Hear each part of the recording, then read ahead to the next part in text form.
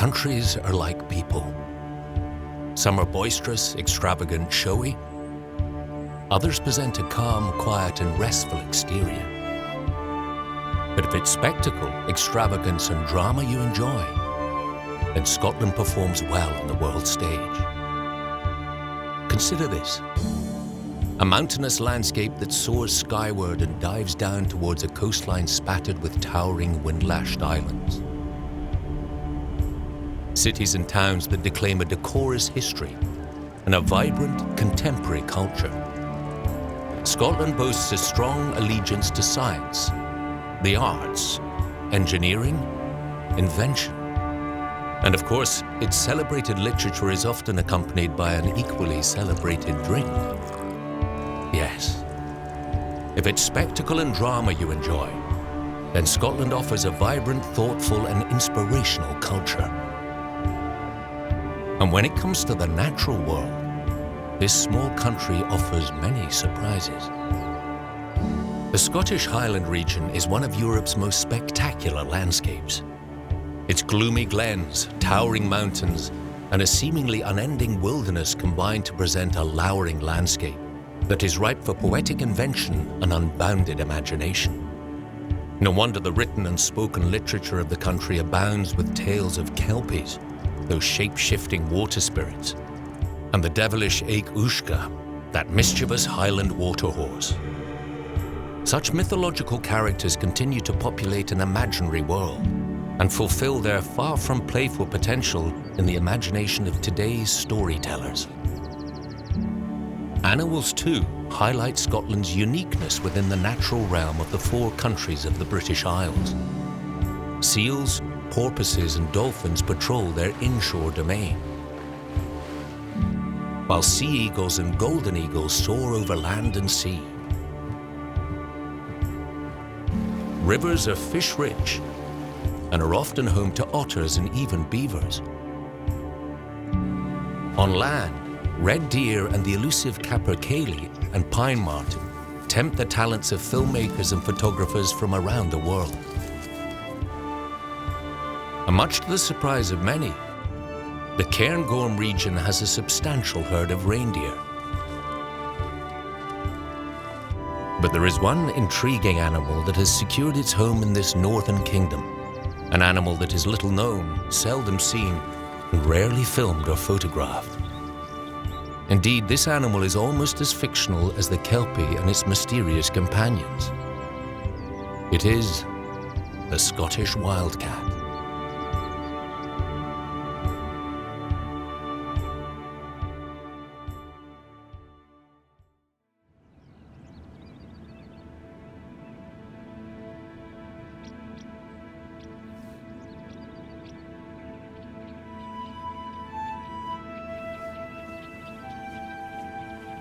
This secretive, seldom-spotted carnivore is related, at some distance it should be said, to other big cats of the world.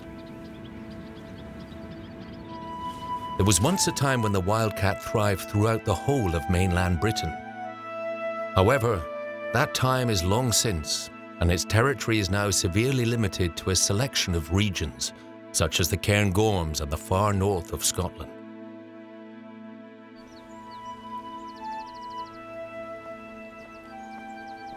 Scottish Wildcat is a wild species that's been living here in Scotland for the last 10,000 years. It's quite a bit larger than a house cat and is famously thought to be untamable.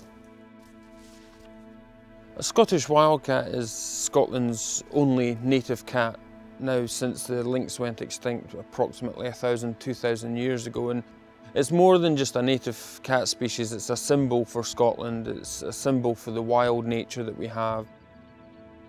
Given that the wildcat's build is akin to that of a large tabby cat, to the inexperienced eye, domestic cats and wildcats are almost indistinguishable. However, there are key identifying traits that help distinguish between the two. Domestic cats are of course an individual species of their own. They're used to being around people, they're used to being indoors in homes, and although they do venture out and we have domestics that go wild, which are feral cats, and they can survive to an extent in the wild, they're not designed for that, whereas wildcats are. weather here in the Scottish Highlands can be quite interesting, can be really quite wintry. And of course, Scottish Wildcat, it's got a thick, dense fur. Adapted to this climate, it's got something like 20,000 hairs per square centimetre on its back. The wildcat's diet is like that of any carnivore, and thus it is highly predictable. Rabbits, mice, and other small mammals are its usual quarry. Their habitat is a predictable mix of bare moorland and thick woodlands where the heather, gorse, and undergrowth provide substantial cover. As with any creature, an abundant food source is key to their survival. They tend to occupy a mix of habitats, but primarily they like mixed woodland with open grassland and then some denser forest, be it pine forest or deciduous forest where they have some cover. And what they have there is that transition from an area where they'll find shelter, they'll find dry areas, females will find areas to rear young, but they'll also live on the fringes of areas where there'll be lots of prey. One must never underestimate the persistence and sheer doggedness of enthusiastic filmmakers. To them, a challenge is nothing more than a personal battle with reason and a simple test of purpose. Makers of nature films that espouse conservation and protection adopt a fastidious approach to alerting the world to the plight of threatened animals. Often filmmaking is undertaken in harsh terrain and in many cases in bad weather. Filming such a reclusive animal under these conditions is not easy. For these tenacious filmmakers, the rescue of the Scottish wildcat from the brink of extinction, however, is a cause worth pursuing.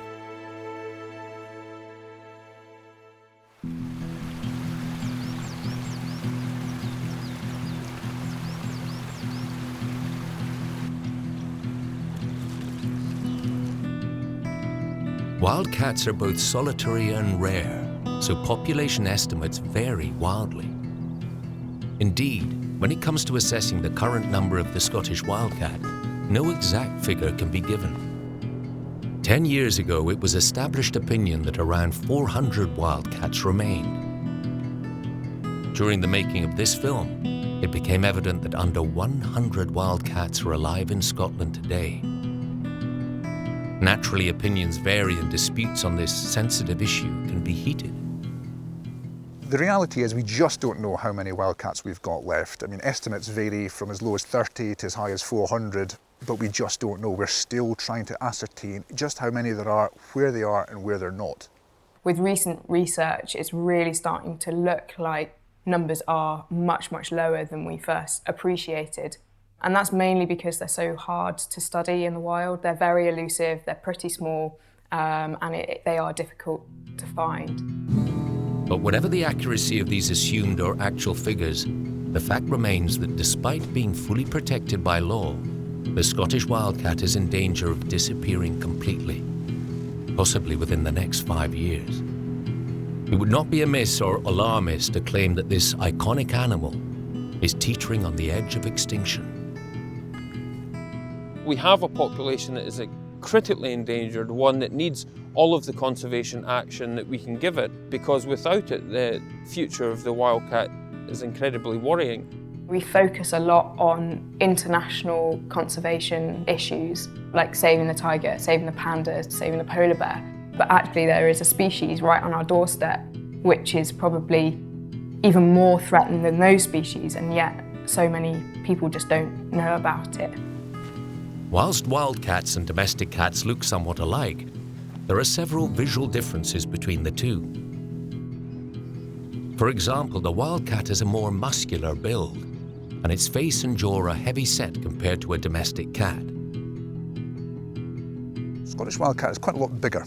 It can be up to 25% bigger than a domestic cat. They are always tabby marks, so they're grey, greyish brown with black stripes. Those markings are very different to a domestic cat. They might look similar to kind of Joe Bloggs, and you have to kind of train your eye into it. Things like the dorsal stripe, that goes all the way down, but it will stop at the base of the tail. Whereas in a domestic cat, that stripe will run all the way down into the tail. Now, the tail is something that lots of people talk about because it is so distinctive in a wildcat. The really big, thick ring tail with a blunt end, that's a really diagnostic feature that separates them from domestic cats, which typically, although they might have ringed tails, are usually much thinner and narrow to a point. So that's a really key difference to look for. There's also the side stripes, which lends the name of the Highland Tiger to the Scottish Wildcat. And those stripes can be broken, but they can't be spotted, whereas a domestic cat pretty much has spots on its side. Their head is much larger, and when you look at them, their ears are actually positioned towards the side of their head, not on top. And they have a much bigger skull and a much bigger cranial capacity, so they have bigger brains than a domestic cat. Over the years, we've developed methods to distinguish between wildcats and domestic cats. And for example, we can look at various features of the skull, including the size of the brain. Here we have a wildcat skull, and here we have a domestic cat skull. And if you look at the distance across the brain case here, you can see it's much greater in the wildcat than it is in the domestic cat. So poor old domestic cat is rather pea-brained compared with a very clever wildcat. But there's another character which traditionally in the past has been used to distinguish between wildcats and domestic cats, and that's if you take the jaws and you stand a wildcat jaws up, they'll stand up. But if you try and do the same thing with the domestic cat jaws, they fall down. And this is because there's a little bony piece here called the angular process, and it's much more highly developed in a wildcat than it is in a domestic cat. There are larger muscles pulling on this because it has a tougher diet, basically. And this is why the wildcat jawbone will stand up. The last thing is that a Scottish wildcat, or wildcats, have a very short intestinal tract. They still eat very wild prey, whereas we, over thousands of years, have domesticated domestic cats to eat biscuits and tinned food, and their insides have had to adapt to be able to cope with that. When it comes to spotting the wildcat with the naked eye, or with binoculars, or capturing it on camera, it is this animal's own reticence and introversion that add to the extreme difficulty of photographing its everyday life in the Highlands. However, there are 6 identified regions in Scotland known to be inhabited by wildcats. These are being targeted as zones for research and conservation. They are known as priority areas, and they include Morven, Strathpeffer, Northern Strathspey, Strathaven, Strathbogie, and the Angus Glens. So just how did an animal related to the world's exotic big cats, such as lions and leopards, end up in the far north of Britain? The Scottish wildcat is a descendant of European wildcat ancestors that colonized mainland Britain between 7,000 to 9,000 years ago. A domestic cat is a domesticated version of the North African wildcat, so that's a desert cat, whereas the Scottish wildcat is a descendant of a European wildcat, which is a forest cat. They have a distant shared ancestry. They're related, but they're far from being the same animal. It has a fossil history that goes back about 2 million years, and it's been in Britain for the last 9,000–10,000 years. At that time, the North Sea and the English Channel were dry land, and the animals trotted across as the forest grew after the end of the Ice Age.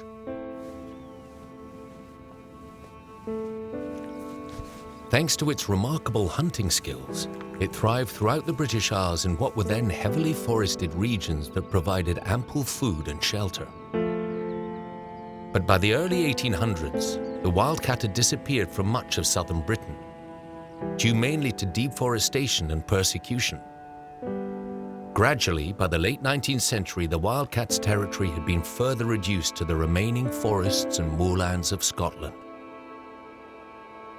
Over the centuries, a mixture of habitat loss, overhunting for its fur, and persecution because it was a predator meant its range contracted down to the Scottish Highlands. So by the end of the 19th century, they were only found in the Scottish Highlands, and they were being really heavily persecuted at the time by gamekeepers. When I first came to live here, they were shot and trapped all the time. As policy, you know, if you've got wildcats, get rid of them. Which is probably one of the reasons that we're in the mess that we're in. In 1840, a gamekeeper's ledger was published from the Glengarry estate. Within this ledger, it contained the numbers of predators and vermin killed in the previous 4 years. There were 198 wildcats in this ledger, more than double the amount thought to exist today. Today, you would have to travel to the Cairngorms region and points further north, the wildcats' last outposts, to search for the slightest trace of this striking animal. And even then, there would be no guarantee that you would catch even a fleeting glance of the elusive wildcat. Persecution with the aim of really eradicating the species was a big problem in the 19th and early 20th century. I think things have moved on a bit now, and really one of the issues, however, we face is that domestic cats, when they go feral and live in the countryside and create one or two problems, particularly in relation to small game, then it's legal for feral cats to be controlled. Now, the problem is that wildcats, they're legally protected, and of course they're a really endangered animal. And there's a real difficulty, I suppose, in identifying, particularly in poor light or in dense vegetation, whether somebody's about to shoot a feral cat, particularly a stripy feral cat, or a wildcat. So mistakes can be made in predator control. What we're trying to do is work with estates, work with keepers, look at ways that predator control can be wildcat friendly. Just being a bit more careful, being more cautious, a precautionary approach. There could be problems where lamping, where you use a bright lamp to pick up the eye shine of a cat in the wild, is used in order to control feral cats, to shoot them, because you have no way of identifying whether the cat is a wildcat or not. Whereas what we would be saying is, we've found wildcats there. What we'd rather you do is use live traps and find out what it is before you shoot.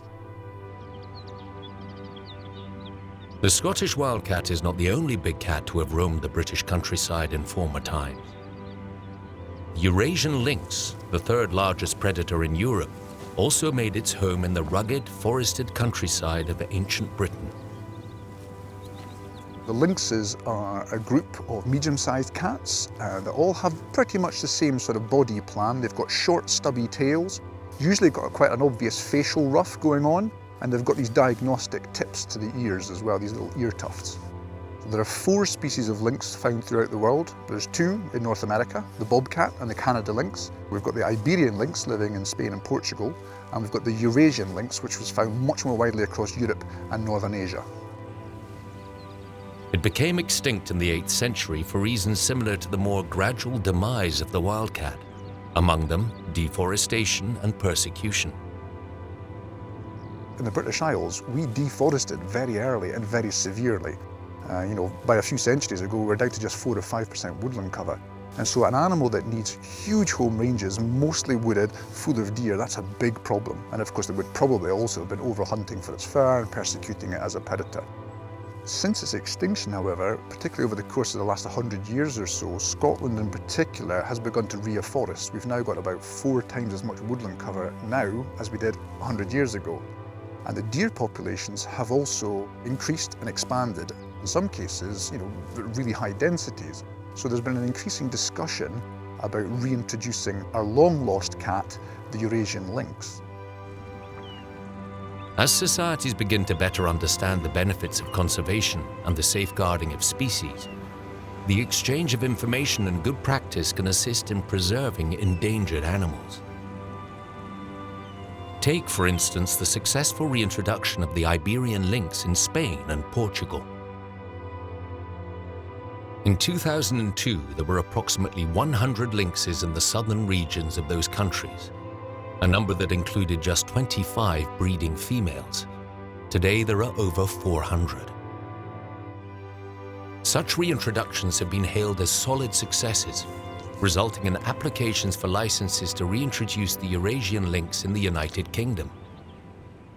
The UK is far behind the rest of Europe with its rewilding release programmes, mainly because we don't have predators within the UK. We haven't grown up with bears, wolves, lynx, even beavers and things like that. As a nation, we'll find it very hard to live alongside those types of creatures because we have this view that lynx are going to come and take our children in the middle of the night, or they're going to rampage farms and take all the livestock, and that's just not true. Partly because the lynx died out so long ago in this country, And partly, I guess, because there's not a strong cultural connection with lynx. You know, we don't have any nursery rhymes or old folk tales about lynx in the way that we do wolves. Then actually most people are really quite unaware of the lynx and don't know that much about its ecology. It's not an animal that we're very familiar with. Whereas the average person in the street knows what a wolf is and knows that they hunt in packs and that they howl and they eat deer. There's much less certainty, I think, in the population about the Eurasian lynx. In dense forests, the solitary lynx prefers to feed on roe deer. Thus, its reintroduction would also help maintain appropriate numbers of an animal that prevents the natural regeneration of trees through its intensive browsing of leaves. Lynx are very much looking for small to medium-sized woodland deer, especially roe deer. That's their number one prey, but they can take bigger animals. In some parts of Central Europe, they're taking chamois. In the north of Scandinavia, they're taking reindeer. And in some parts of Eastern Europe, they're taking red deer, which are really quite sizable animals. So there's very little dietary overlap between wildcats and Eurasian lynx. They're quite separate food niches. There are wildcats, gato montes in Spanish, in Spain, and there is the Iberian lynx. There's quite a lot of documentary evidence and in the literature and anecdotal evidence that lynx and Spanish wildcats live side by side perfectly happily. They're not big animals, they're extremely shy and wary of humans, and they will always move away from them if they can. So there's been no recorded attacks by lynx on humans in Europe. There is, however, a risk to livestock. They do kill sheep, but in some landscapes that are probably more reminiscent of those that we have here in Scotland, the numbers of sheep losses are pretty small. It's pretty localised and small scale and actually quite controllable. We can actually look at cases across Europe and go, well, what did data suggest? And actually, the lynx probability of taking a sheep, it works out it's going to take about 2 years before one single lynx takes one single sheep. And again, we're thinking, okay, well, how many lynx are there going to be? Chances are, to begin with, it's only going to be 5 or 6. It's like a handful. So you might expect less than 5 sheep killed in a year. Of all the reintroductions of the lynx species that have already taken place in European countries, most have proved hugely successful in both wildlife and public opinion terms. Such successes give us cause for optimism in the efforts to save the Scottish wildcat. Reintroducing large predators to human environments is not easy. It's not straightforward. It's a lot easier to do a lynx reintroduction badly than to do it well. And there are examples from around Europe of lynx reintroductions that have failed because people didn't speak to those people who lived and worked in the countryside, sat down with them, listened to their concerns and try and address them. So that has absolutely got to be key to any successful project. It's not impossible for humans and lynx, and indeed wildcats, to all live together in the same habitat if people are prepared to give a little. The question remains, why is it that the wildcat is so hard to find, so tricky to film and so infuriatingly elusive? There are two main reasons: population numbers and location. Whilst an exact figure for the number of extant wildcats is hard to assess, a current estimated population number is 95. However, such figures are arbitrary, and given the vast scale of their inhospitable territory, an inestimable number of animals would be horrendously difficult to locate, even if they were less bashful than the wildcat. In recent years, habitat loss has become an additional issue when it comes to the preservation of the wildcat. There are instances of prime woodland being cleared, ostensibly for cattle, and yet no farm animals having set foot on the cleared area. Some believe that such a loss of woodland needlessly and adversely affects the wildcat's territorial range. Right through the 70s and 80s and 90s, there was an obsessive push to plant dark, dense Sitka spruce forests, which are very bad habitat for just about everything, actually. They are dark and lifeless. Interestingly, they've helped pine martens by providing sanctuary for pine martens, but they've certainly blocked out excellent wildcat habitat. There's many causes for the loss of woodlands, not only the the abundance of the woodlands and the size of the woodlands, but also the structure of the woodland as well. Diversification, bringing it all the way back to commercialised timber industry plantations could have a negative impact on some of the cat species. If you have a glen, a glacial glen with a flat valley floor, there's some feeding habitat on the valley floor because that's where agriculture is and crofting, and there's usually something to eat there, some voles and mice and things like that. And then you've got the valley sides like that, and then you've got the mountain tops and the moors on top, and there's precious little to eat up there. So the valuable habitat is those long linear valley sides, which is precisely where the forestry has gone. And so in glen after glen after glen, huge swathes of what was good wildcat habitat has been effectively written out of the landscape. And I'm convinced that that has been a really significant factor in their decline. Sensitive forest management is to be welcomed, and indeed there is now 4 times as much forestry in Scotland today as there was 100 years ago. Forest management also espouses a wildlife-friendly ethos. For example, animal breeding seasons are respected.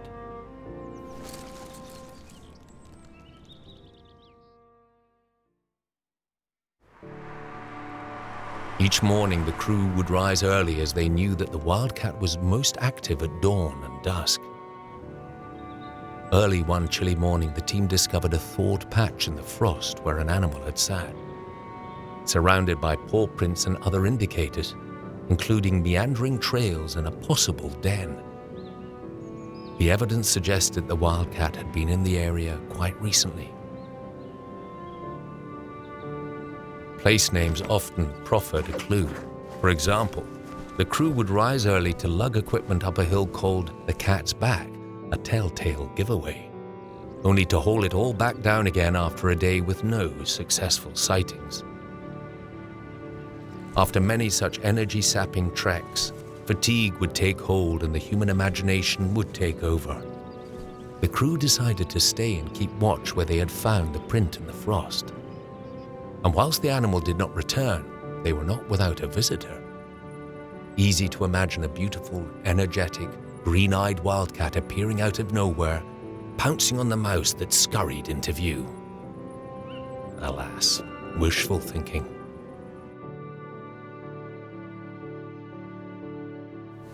The main threat to the species is interbreeding with feral and domestic cats, a process termed as hybridization.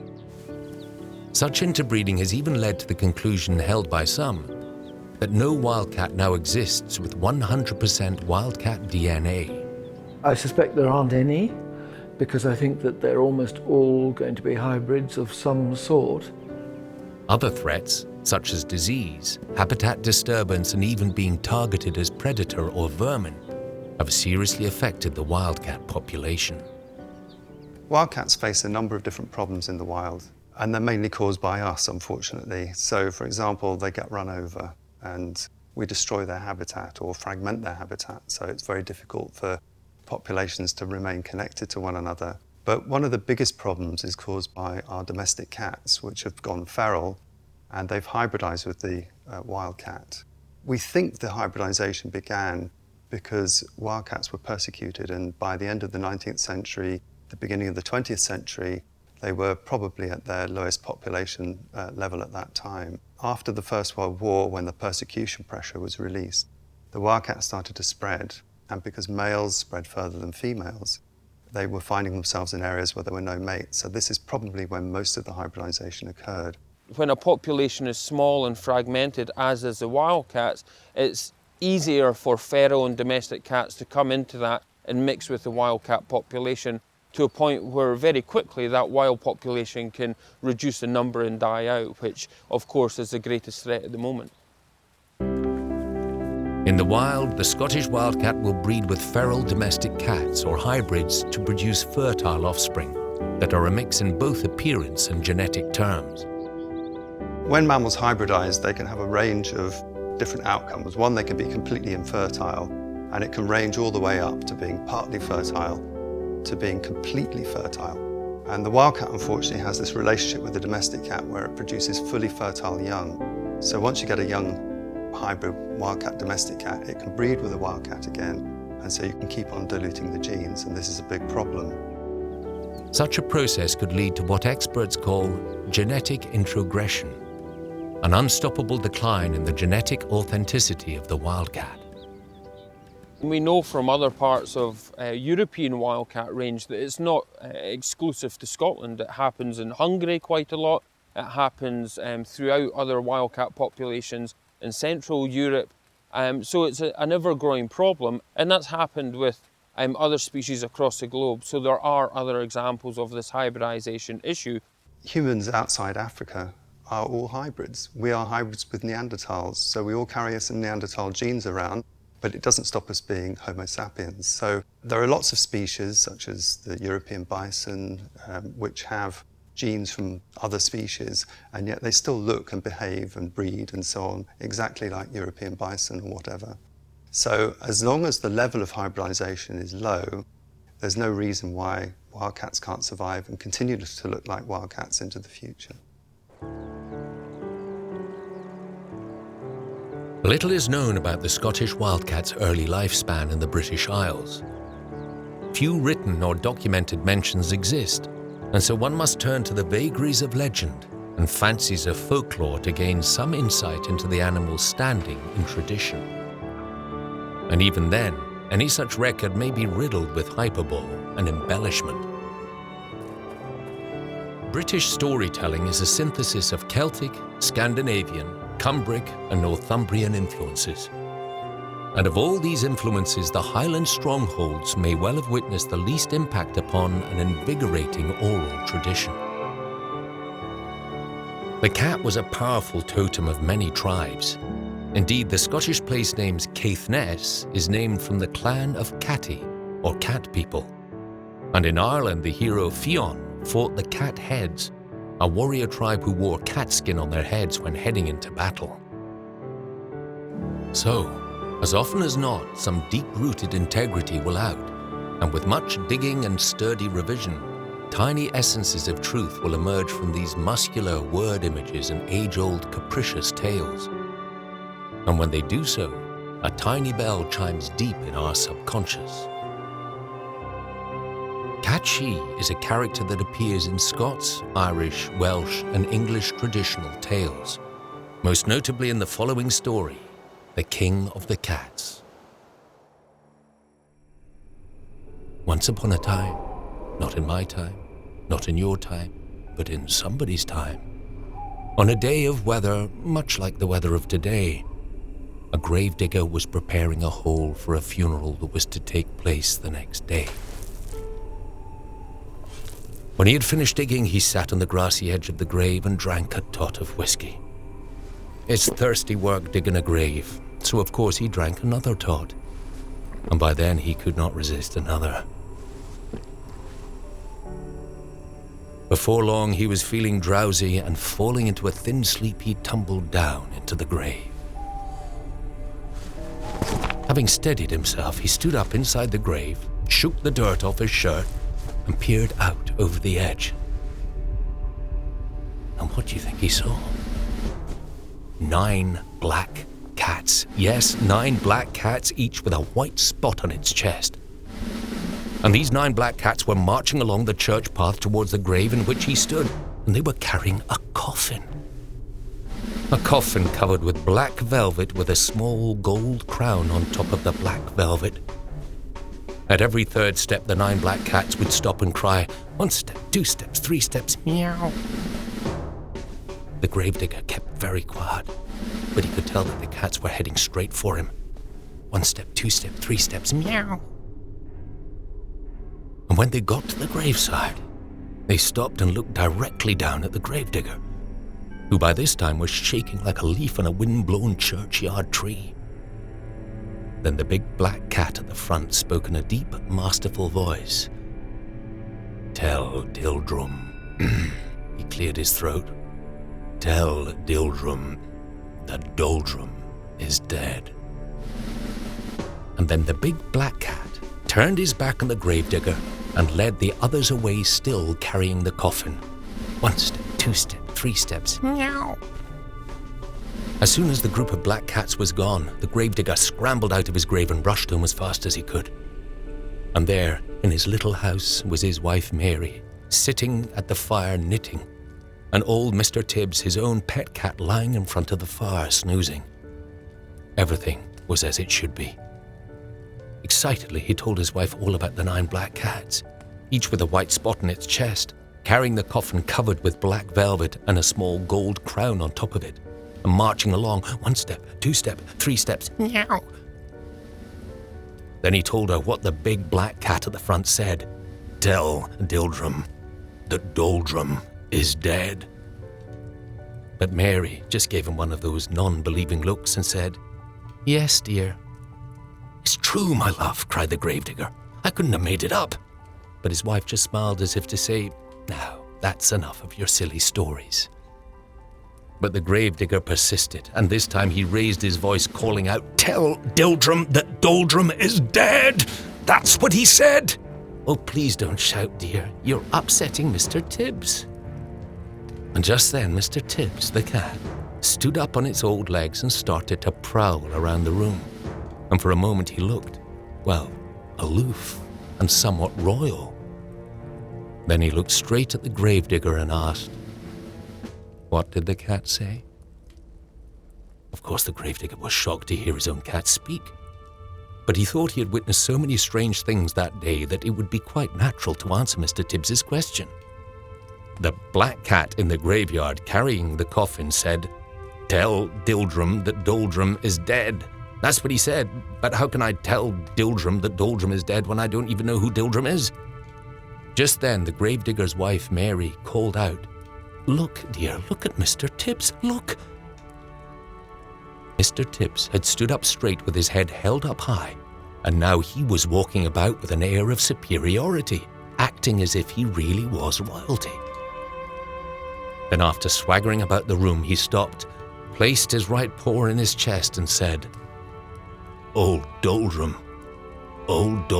dead, then I'm the king of the cats." And with that, he leapt into the fireplace and up the chimney and was never seen again. And if that is the end of the story, then that is all you will hear of the story.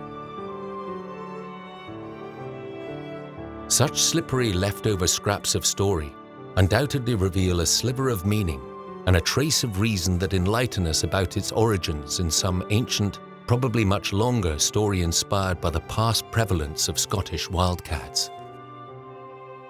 A repeated and therefore fairly dependable description of cat sheep shows it to be a large black cat with a white spot on its chest. And as with all such characterizations, it was more than likely inspired by a real animal. More down to earth and much more recent is the officially documented story behind the Kellis cat of our age. This small black cat was named after the village of Kellis in Moray, where it was caught in a snare by a gamekeeper in 1984. Though not a formal breed of cat, it is a locally adapted hybrid between a domestic and wildcat. In the 1980s, there was a widespread phenomenon called the Kellis cat, which received a lot of publicity. At the time, people were saying there might be a new species or a new subspecies of cat or something. But we wanted to have a look at them in detail. So we analysed them in exactly the same way that we would a wildcat. And we found that, in fact, by looking at the skulls, they had a range of characters which reflected the kind of range of characters you see in hybrid cats in Scotland.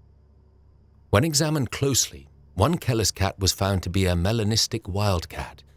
In other words, it had very dark skin and hair because it has a higher than normal level of melanin. Our conclusion was that they were mostly hybrid wildcats, but they had the sort of dark fur, the melanistic fur, which you also find in domestic cats. Except for one particular cat, which looked as if it could actually have been a melanistic wildcat. The idea that there was, in folklore, a black wildcat or a mythical black cat out there certainly could have some substance. Given that hybridization has only occurred probably intensively in the last 100 years, it seems less likely that it's because of a hybrid. So I think it could be that there were just a small number of melanistic wildcats.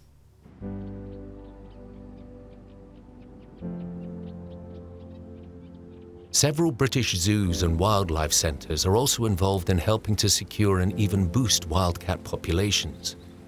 The captive population is one where we want to maintain a good gene diversity for captive wildcats, but also a good population in number. And this is done both here at the Highland Wildlife Park, but also at other collections, both zoological collections and private collections across the UK, to the point where we have a population of about 80 captive wildcats now, which we're hoping to build up and increase the gene diversity so that eventually it could be a population used for reintroduction.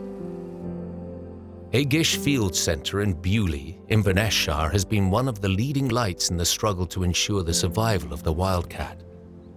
Founded in 1976, it is run by conservationist and writer Sir John Lister-Kay. I was always interested in environmental education, which goes hand in hand with nature conservation. The two really need to work side by side.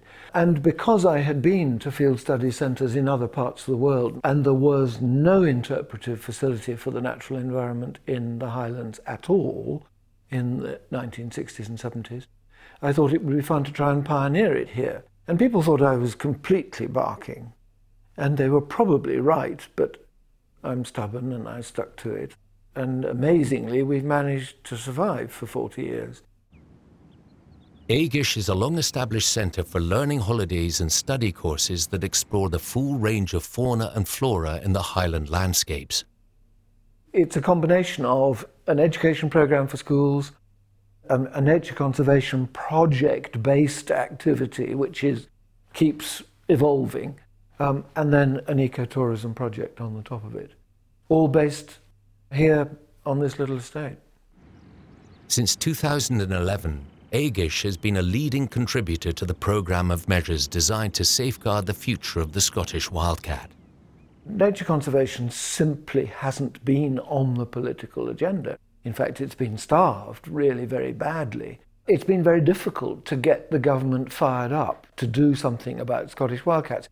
So when finally there was genuine interest at government level, I thought, this is good news, and it needs supporting. We opted for captive breeding because that is what is so urgently needed. And while some of the scientists are out there monitoring habitat and assessing prey and, and doing educational projects and things, we can get on actually producing a stock of captive bred wildcats, which potentially will be suitable for release one day. As a result of excellent care, patience and knowledge, Aigish Field Centre now has 2 breeding pairs of wildcats. And appropriately, these young animals have Scottish names: Hamish and Tana, Isla and Cole. All the cats within the captive breeding project have to be genetically tested to find out their purity. Thankfully, our cats are over the threshold, which is above 75%, so ours sit between 88 and 89%.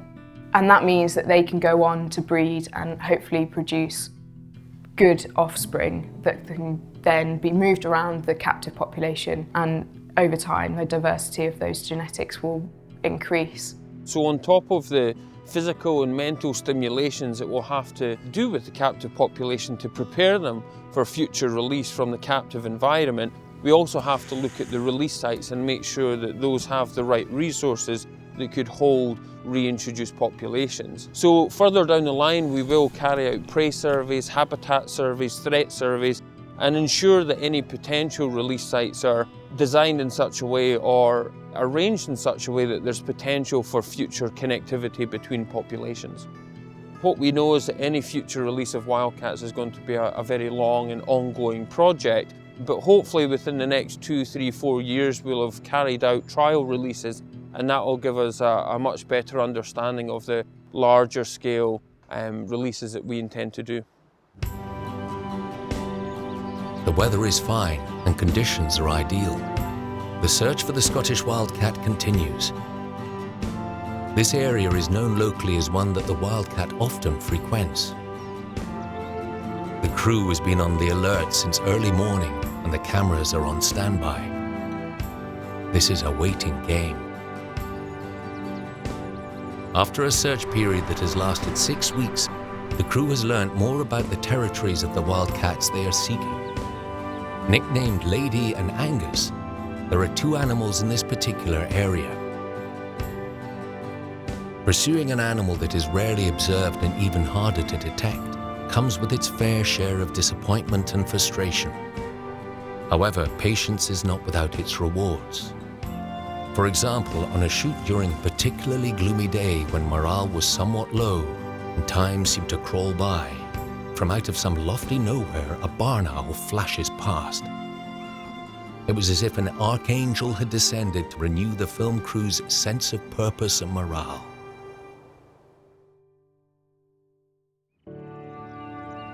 The preservation of the remaining wildcats is a 2-pronged approach. Trap, Neuter, Vaccinate, Release, TNVR for short, is designed to reduce risks to any wildcats in the priority areas. Both the breeding program and TNVR system need to be working in tandem if we are to safeguard the wildcat's future. TNVR is an effective method that's used all over the world, effective method of feral cat control. It has been proven to have much higher success than just shooting cats. If you go out and cull cats, all you do is create a vacuum and other cats will just move in. And those cats might not be healthy, they might have disease. So with TNVR, you're creating a healthy, stable population of feral cats that cannot breed, and they cannot breed with wildcats. So they are what we call wildcat-friendly feral cats. The system works like this. A feral cat is trapped, neutered, vaccinated, and then released back into the wild. All these are feral cats, they don't have owners. We make sure there are no wildcats in the area that we might trap accidentally, for example. So we do a lot of work on the ground before we even put traps out. Let's pull this trap out. Generally, the cats that we're going to trap, we know exactly who the cat is because we have a camera out for weeks, maybe even months beforehand. We make sure that it's not someone's pet cat, so we have photos printed of the cats. We take them around to all the local houses and we try to find out if the cat is owned or not. Then we do pre-baiting, so we lock these cages open and put the food inside and we film the cats coming in, and only when we are sure of who the cat is, that it's not an owned cat, and we're sure that they'll come in and take the food, then we set the traps and then we start checking them every night and hopefully we catch something. We have these handheld microchip scanners like this one, and all you do is run it over the cat in the trap. You can do it with the cover on so you don't stress the cat, and it beeps and tells us a microchip number. So if that cat's microchipped, I know it's somebody's pet. We can find out if it's stray, and if it is, we can get it returned to the owner. And we do various other things, and the simplest one is the food bag test. If you rustle a food bag or a pouch like this, a pet cat will meow at you and will know that sound and they know it's food. Whereas a feral cat who's never been owned will not know that sound and they'll be very anxious still. We usually set traps like this one in the evening, around 7 or 8 o'clock. The reason being that we don't want to leave cats in the traps any longer than necessary. So we check traps every 12 hours. If there's a cat inside the trap, we get it to the vets as soon as possible. We work very closely with the local vets, the local vet practices, so they know that cats are coming in. So the vets then neuter the cats for us. We do quick blood tests on them to check whether they have any disease. If they don't and they're all healthy, we vaccinate them against common feline diseases like feline leukemia, which is a fatal disease for cats, and diseases like cat flu. So we vaccinate the cats and then we return them, so they're put exactly where we caught them and let go. Generally, we leave some food out for at least a couple of nights with a camera, and we just check that the cats are fine and that they're coming back, and we give them something to eat so that if they're feeling a bit groggy, they don't have to fend for themselves. As the greatest threats to the wildcat are interbreeding and spread of disease, the neutering and vaccination of other cats will aid in protecting the wildcat, while captive-bred individuals will in future be released to reinforce the population in the wild. Another big part of what this project does is monitoring, and the purpose of the monitoring is really to inform our conservation actions. We need to know where are all the wild living cats, where do we need to target our conservation work. So what the monitoring programme does is to use trail cameras to survey huge areas of the priority areas and find out where are the wild living cats, and that includes wildcats, hybrid cats and feral domestic cats. Generally it happens over the winter, and that's because it's the best time to find wildcats. The cats are hungry, so they'll come to bait that we put next to the camera trap. And the males tend to be wandering a lot more because it's the beginning of the breeding season, so the males are wandering about looking for females. We train up local volunteers. They run the cameras for us over a couple of months over winter. Then we spend a long time going through all that data, and then we can target the trap, neuter, vaccinate, release programme throughout the rest of the year. We rely on public sightings as well. We get data that way. We also get data from roadkill, unfortunately, but we get data from dead cats to give us locations. But trail cameras are really the core of all the survey work that we do. One evening, the camera crew's search for a wildcat led them to a field close to a hamlet situated on local farmland. The light was fast fading, and a soft, dark night was descending. Suddenly, the thermal camera showed the unmistakable image of a cat. In an instant, the crew had cameras at the ready, but nightfall defiantly outpaced the crew, and darkness enveloped the scene without a clear shot of the legendary wildcat. That night, they spotted it once more, again using the thermal camera, but a passing walker startled the animal before it emerged from the tree line. Undaunted, the crew returned to the same spot first thing next morning. They came across scat, which had most likely come from the cat. They also spotted a hole in the fence that had probably allowed it easy access to the field. Then further along at the corner of the field, close to a few isolated houses, was a very composed, seated cat. "Wildcat!" came the muffled but excited cry. By now the crew were better prepared for a surprise appearance, and after a few hours of waiting and watching, a cat calmly rounded the edge of a caravan just a short distance from the crew's position. It then becomes clear that the subject they are filming is not a wildcat, but a Bengal domestic cat. Due to their size and colouring, these cats are often mistaken for wildcats. However, to the trained eye, the Bengal cat's tail is decidedly different from that of a wildcat. All organisations involved in the preservation of the wildcat promote responsible domestic cat ownership. And as wildcats can interbreed with both domestic and feral cats, there is a threat that such reduction of the wildcat gene pool could lead, eventually, to genetic dilution and ultimately to extinction. People living in the countryside own cats. They can help a lot by making sure that their cat is neutered, is vaccinated and is microchipped. And that way they are helping to save this enigmatic and iconic Scottish species from extinction. Each wildlife centre promotes programmes that are designed to introduce and enlighten people about the animals they may encounter during a visit. Formal education events feature strongly with school visits and learning programmes for children, young people and adults. We rely on people telling us where the feral cats are so that we can go in and trap and neuter and vaccinate them.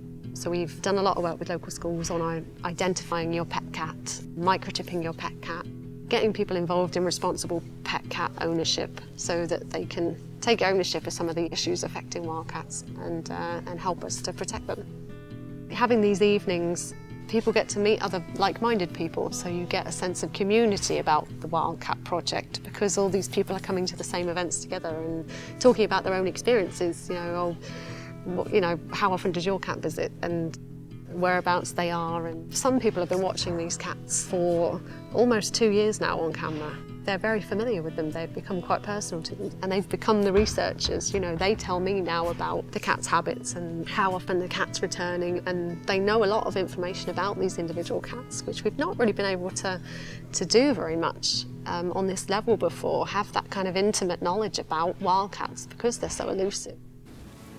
Public engagement of this kind is essential if a clear understanding of the plight of the wildcat is to be understood and addressed not just by professional conservationists, but also by the public at large. We do a huge amount of community engagement work. We have volunteers running the survey for us over the winter. We have volunteers involved in the Trap, Neuter, Vaccinate, Release programme. We've had volunteers out trapping for us over the winter. We have vets that work for us on a voluntary basis, and these are all local people that, in a lot of cases, had no idea there were wildcats living, sometimes quite literally on their doorstep. A wider constituency of interest and action will ensure a speedier solution to saving this threatened species. Generally just raise awareness within, communities and make it known that, we have this amazing, charismatic creature in the UK and it really needs saving. I would love everybody who's interested in a wildcat to write to their MP saying, I do hope that you're urging the government to get on with conserving wildcats, because people pressure. And I'm old-fashioned and I don't properly understand social media, but I believe that, if Donald Trump can get all these tweets and Facebook pages and whatever else, then we ought to be able to get a few. Come on, shouldn't we? Whatever the fate of the Scottish wildcat, its place in Celtic mythology is forever established. Within that extravagant folklore, the cat-she is a fairy creature whose origin was most likely inspired by the wildcat. Within the realms of the oral tradition, cat-she continues to haunt the Highlands, and like so many other such mystical characters, continues to play out fictional adventures across the province of the imagination. In reality, the wildcat's future relies not just on the efforts of the many hard-working people and organizations that seek to preserve this spellbinding animal. It also lies in the hands of the public at large, and not just in Scotland, but throughout the United Kingdom, for this is a threatened British species. I think the future for the wildcat is uncertain. The positive thing is that it's quite late in the day, but there are now a lot of people focusing their full attention on making sure that that species doesn't go extinct. Hopefully, optimistically, with all of these people fighting for wildcats, we're not at the stage where we're going to lose that species forever. I think there's an awful long way to go before we can be certain that we can save it. The news to the wild is that there are very many hybrids out there and we're not finding very many good-looking wildcats at all. And I suspect that we will probably have to use a combination of more intensive management of the wild population, but also reintroduction of captive-bred wildcats. Actually, the captive-bred population looks a lot better than the wild population, so I think there's hope there. We do have some good cats, and eventually we could reintroduce them into these areas and hopefully reinforce those populations. It's a collaboration between the work being done in situ and ex situ, so there's multiple approaches being taken. We're not relying on the sole strategy of the captive breeding programme or the sole strategy of the trap, neuter, release programme. There's so many bodies involved that I think it has a strong possibility and a strong potential to be able to pull this back. Nature conservation in my lifetime has always been 2 steps forward, 1 step back, and I think that's exactly what's going to happen. We have to keep making the 2 steps forward, whether it's with red squirrels or whether it's with wildcats or whether it's with beavers or anything else. But inevitably, we're going to get knocked back. But you just mustn't give up. Much valuable scientific research and practical work is currently underway to save and preserve the Scottish wildcat. But whatever the charismatic animal's future, be it survival or extinction, its presence, whether physical or otherworldly, will continue to forever enrich the fertile narrative of the Highlands of Scotland.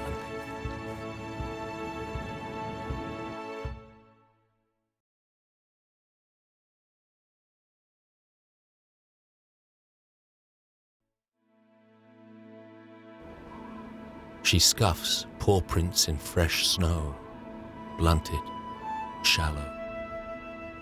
A low-slung sun burnishing her bridging back, heads north, ranging over a netherworld, tasting salt in the air as she slopes towards a drab sea. It is a wide land, once plenteous, now tight-fisted. This is no courteous domain, no gallant land. And this wind-swept shoreline will offer no abundance, Behind, there is clamour, voices raised, tempers taut. Almond-eyed, she surveys left, right, and ahead. A salted north-tethered wind dampens her nostrils. Amid the clamour of gulls and the lash of waves, she turns, raises her head to the sun, defiantly, and pads, purposefully, back to her forest kin.